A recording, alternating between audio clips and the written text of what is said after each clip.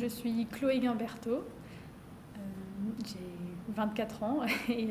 je suis donc professionnelle depuis 1 an. J'ai suivi un cursus master en ingénierie, spécialité optimisation mathématique et algorithmes pour l'aide à la décision. C'est un cursus qui est en 5 ans à l'université, où on peut entrer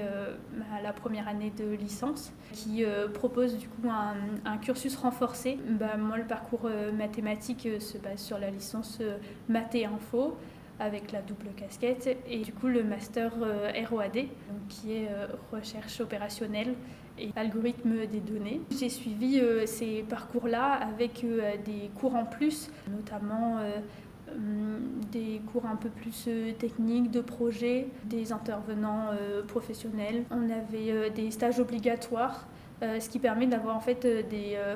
une formation un peu plus professionnalisante, donc qu'on peut retrouver en fait dans les écoles d'ingé. Je suis rentrée dans ce cursus-là parce que j'ai rencontré François Clotiot, qui à l'époque dirigeait donc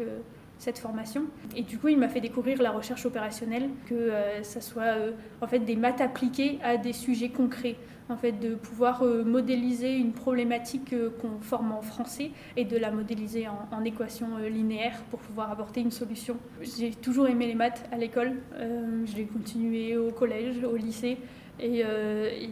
je ne voyais pas faire autre chose. Au fur et à mesure que en fait, j'avançais dans les années de ce cursus, les cours me plaisaient, les projets aussi, tout ce qui était applicatif, et donc j'ai continué jusqu'à arriver à la fin du master et être diplômée. Je suis employée dans une entreprise de robots collaboratifs, donc c'est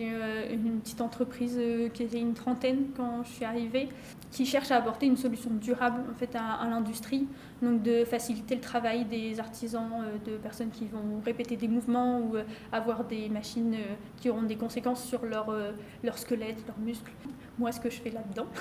parce que je fais des maths, je suis du coup en amont à la réflexion des robots. Je suis plutôt appliquée donc, dans des projets où il va y avoir plusieurs robots, où du coup, là, l'enjeu, ça va être de donner des tâches à chaque robot pour ne pas qu'ils interfèrent les uns avec les autres.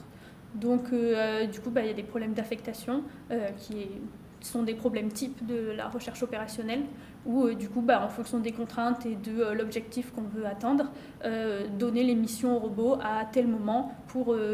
planifier un peu comme un scénario, que tout se passe bien. Se laisser guider par les choses qui nous intéressent, et en fait la curiosité va être un bon moteur pour pouvoir avancer, et en fait il ne faut pas se fermer des portes et essayer ce qui nous plaît, et si ça marche, tant mieux, et sinon faut tester d'autres choses qui nous plaisent, mais il y a toujours des bonnes choses à faire, et puis se lever le matin avec le sourire pour aller travailler, c'est la meilleure chose.